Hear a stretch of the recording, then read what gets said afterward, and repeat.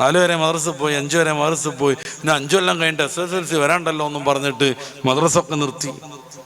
അങ്ങനെയാണ്. അല്ലാഹ് 7 എത്തുമ്പോഴേക്ക് നിർത്തി. എന്താ കാര്യം?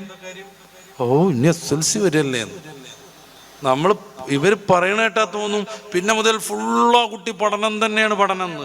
അല്ല, എല്ലാ കളിയും കാണണം, എല്ലാ രീതിയിലുള്ള മൊബൈൽ ഉപയോഗവും നടത്തണം, എത്രയോ ഗെയിം ഡെയിലി കളിച്ചുകൊണ്ടിരിക്കണം, സിനിമ കാണണം, നാടകം കാണണം, ടൂറിന് പോകണം, എല്ലാവിധ കളിയും കളിക്കണം. SSLC വരുന്നു എന്നും പറഞ്ഞാൽ ആകെ 1 മണിക്കൂറുള്ള മദ്രസ നിർത്തുകയും ചെയ്തു.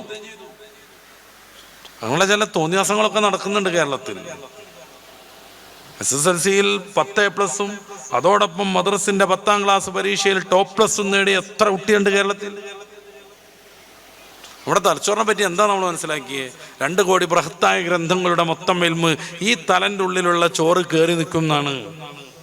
എത്ര ശതമാനം നമ്മളൊക്കെ ഉപയോഗപ്പെടുത്തിയത്?